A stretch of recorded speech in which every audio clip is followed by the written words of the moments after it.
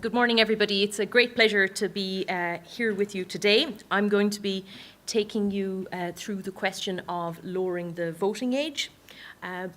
We're just starting, so I'm going to have a somewhat informal presentation. Just to let you know what I'm going to do is I'm going to follow very much the points that have been set out in the briefing notes before you. So you have those already, so there's no additional information here in the presentation. So to get started, I'm here today to talk to you about suffrage. And suffrage is really just the word to describe a person's right to vote.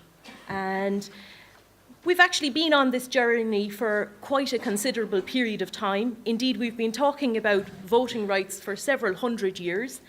And these women here might be familiar to some of you. This is a poster from New Zealand from the late 1800s, with probably some of the most prominent campaigners in relation to voting rights. So for a very long period of time, we've been talking about broadening the voting rights of citizens. So discriminations around gender, class, status, wealth, these have all been taken apart over the last number of centuries and more recent developments in decades. And we've gotten to the point now whereby we have quite a broad franchise. We make jokes about polling stations and who gets to vote, and images like this of a polling station are not uncommon, where the franchise or the suffrage, the right to vote, is one that is enjoyed quite broadly by a number of citizens. The most recent occasion when we have discussed voting rights in Ireland was actually in the 1970s, and we were part of an international trend towards reducing the voting age in the 1970s. The United States, Great Britain, Ireland, and many other countries around the world reduced the voting age from 21 to 18. So this is part of quite a long journey, a discussion that's been taking place for quite some time, and we're here today to talk about reducing the voting age further. And what I'm going to do is take you through the arguments in favour of reducing the voting age and the arguments against reducing the voting age. So to begin with the arguments in favour of reducing the voting age, there are a number of points to be made. The first of these relates to legal rights, and the voting age, of course, is a legal right. And I think it's important to begin by saying that we acquire legal rights at different points. There is no single age at which we acquire all of our legal rights. And just to take you some of the legal rights that we have, you can learn to drive, age 17. This one probably is a little bit more alarming about learning to drive, and makes the point that this is actually something quite important. The age of sexual maturity is also before the age of 17. With court permission, you can get married before you are 18. There is no escaping tax, no matter what age you are, and the government will pursue you if you don't pay up on time. So many of these rights that I have put up here before you are ones that have an important impact on young people's lives. But because you do not acquire the right to vote until you are 18, you don't have a say in the shaping of these particular rights. So the point is, the overall point is that there is no one age at which we acquire all of our legal rights. This is a process that happens over a period of time, and we have set 18 as the current age for legal voting rights. One of the major reasons put forward for reducing the voting age or encouraging younger people to vote is that we are concerned about turnout. And especially in the last 20 years, we have become concerned about youth turnout. Fewer and fewer younger people are participating and engaging in the voting process. So we see empty polling stations, and this is of great concern to us because we're worried about the health of our democracy. Because low turnout really does say your vote is your voice. And if you're not, participating, we question the health of our democracy. One of the reasons why we're interested in reducing the voting age to 17 is because we know that voting is actually habit-based. and it's important that we get young people into the habit of voting at an earlier point. And the international evidence tells us that the younger we get people voting, the more likely they are to actually maintain that habit over the rest of their lives. So there are very good reasons, and there's strong international evidence to tell us that if we can engage people with the voting process from a younger age, they are more likely to continue and to sustain that engagement with the voting process. Citizenship education has become part of the curriculum over the last 15 years. And one of the points is that our young people are now more informed about their rights and responsibilities than they have ever been at any time in the past. So they're more prepared to engage with the political system, and they have greater political knowledge and political skills that will actually underpin and assist them in engaging with the process, the political process, from an earlier age. So we have put in place the architecture and the framework to support young people in engaging with the political process from an early age. And one of the big arguments about citizenship education, reducing the voting age, is the idea that we could actually have young people learning by doing. So they're learning about voting, they're learning about their rights and responsibilities as citizens, and as young people, if they're able to vote age 17, this actually gives them the opportunity to put into practice what they've been learning about, in school.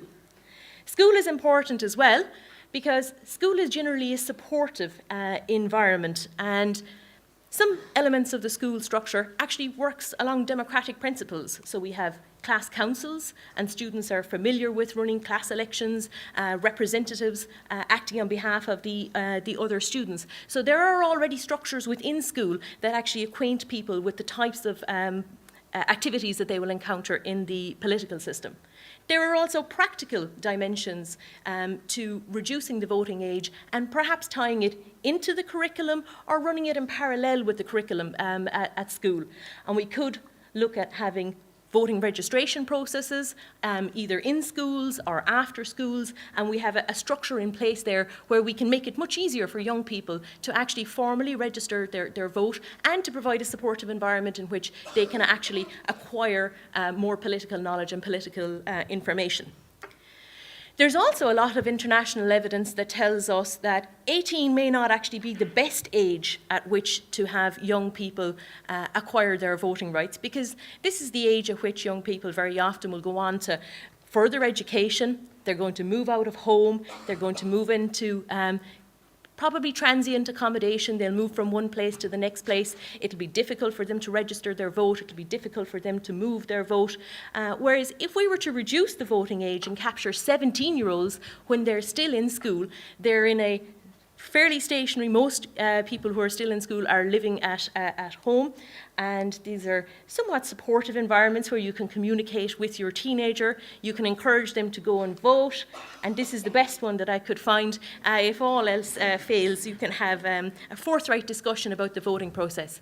But I think what's important is that the international evidence tells us that actually 18 is not necessarily the best age, that this is a time of enormous change in young people's lives, and it's not a good time for them to be first initiating or engaging with the political process, because their lives are moving around quite a lot. And if we go back to one of my earlier points, which is if we think about voting as being habit-based, we're getting people into the habit at the wrong point. So there are very strong arguments and very strong international evidence behind this point that before 18 is actually the best time to get people to engage in the voting process. There are kind of broader arguments, particularly with regard to representation. And the general idea here is that the more people that are actually involved in the voting process, the broader the electoral base, the more representative the outcomes of the elections and the fairer they are. So the more people that we can actually bring into the political system, the better.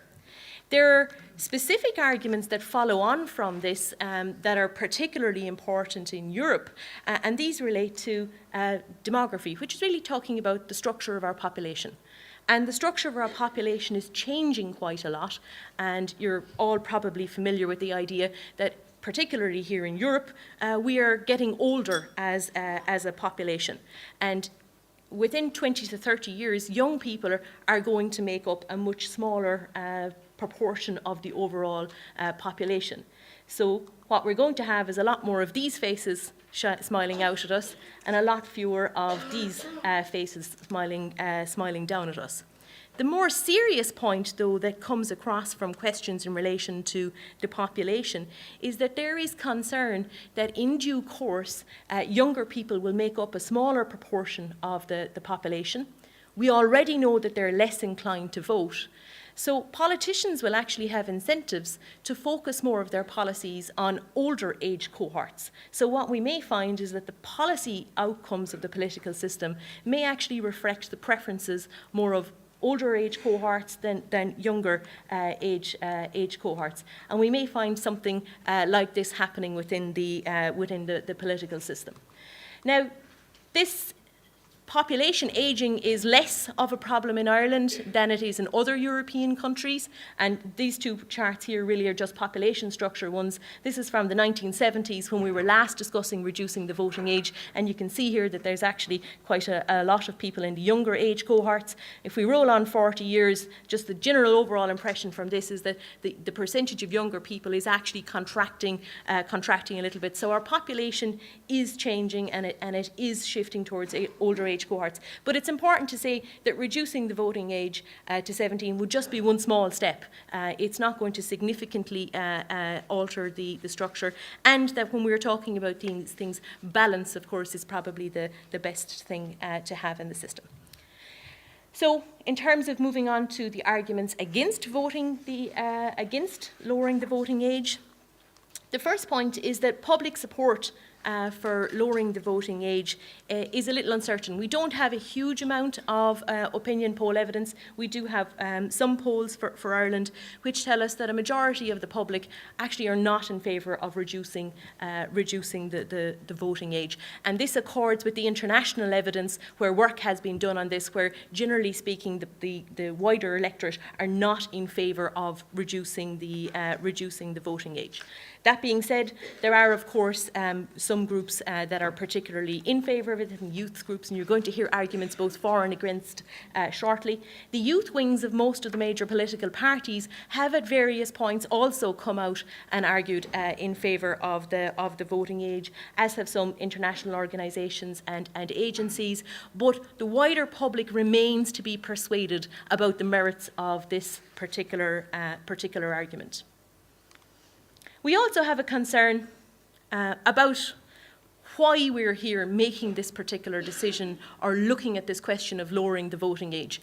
And it stems from the fact that we're worried about the health of our democracy. We have concerns about how the political system operates. We have concerns about young people engaging with our political system.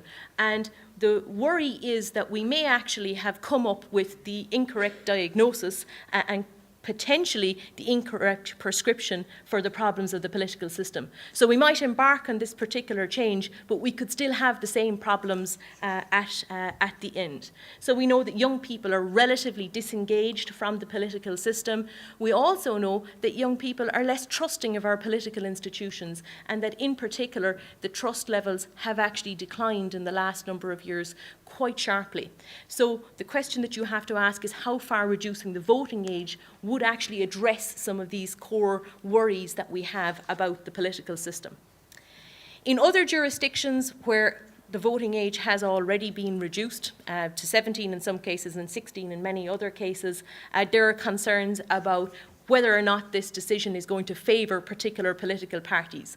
And in fact, it's actually the case that the jury is still a little bit out on this situation.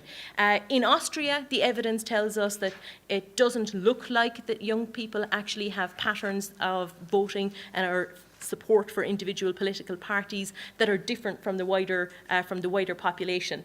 I'm not going to go into these in any great detail, but we have just 2 charts here which we'll be able to provide you if you'd like them. And these are just Red C opinion polls, and they tell us that the patterns amongst Irish young people for support for political parties does not vary significantly from other age cohorts. So it's difficult to say because we don't have a huge amount of evidence about this, and we also have very little evidence for those under 18. So a lot of the time we're looking at 18 to 24-year-olds, and we're making inferences about how those in the 16 and 17 age category might vote. But this is an argument, and it is a concern that has been expressed in a number of other jurisdictions, and again it's worth keeping in mind. Maturity is an important consideration, and in a number of the discussions, there are concerns that younger people are not yet mature enough to engage in this process. There are some who argue that young people already have very busy lives, and this is a lot of extra pressure that we're going to be putting into their lives, and there is a question about how far we really should be asking them to be adults before they're perhaps able to do so. In any event, picking one single age does seem somewhat arbitrary. 17, 16, 18, it's very difficult to pick one. The one argument, and I think this is particularly prominent as a result of what actually happened this past week in the UK, relates to the idea of why not 16.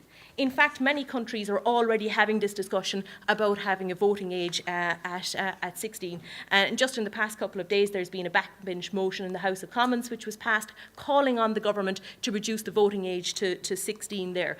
Many of the other countries that are already actually started and initiated this particular process have moved to voting ages of 16. So one of the concerns that we would have is that we will have this discussion. We might all agree here that we're going to reduce the voting age to 17. We might be a little bit ahead of the international trend, but only to find ourselves in 4 or 5 years down the road finding that other people have moved past us. So the debate in most other countries is actually looking at reducing the voting age to 16, and that's where the decision is going there. The last thing that really want to talk about are kind of political and administrative issues associated with reducing the voting age. The first of these is our electoral registers, and I know there are political representatives in the room, but this is an issue that's been avoided somewhat for the last 30 years, and we get periodic outbursts of concern about the way in which the electoral registers are organised, how difficult it is to get on the electoral registers, why we should use PPS numbers to organise the electoral registers. And we have to remember that in reducing the voting age to 17, we're adding a whole extra group of people onto that administrative problem that is already there. This change would have to be passed by referendum. Referendums are no means a certainty. It would have to actually secure the support of the public. And the last thing is that the citizenship education process, the civic, social, political education is in place up until the junior certificate, but we actually haven't yet finalised that process of political and civic education by introducing the subject at senior cycle. And there have been calls for a number of years to introduce the subject at Leaving Cert level. The curriculum is ready to go, but that subject is not yet fully in place. And one of the points that needs to be raised is whether or not we should actually wait until the entire curriculum is in place to then before we actually move to reducing the voting age. So we've gone through the major arguments for, the major arguments against. The question that I'm leaving you with is, should the voting age be reduced to 17?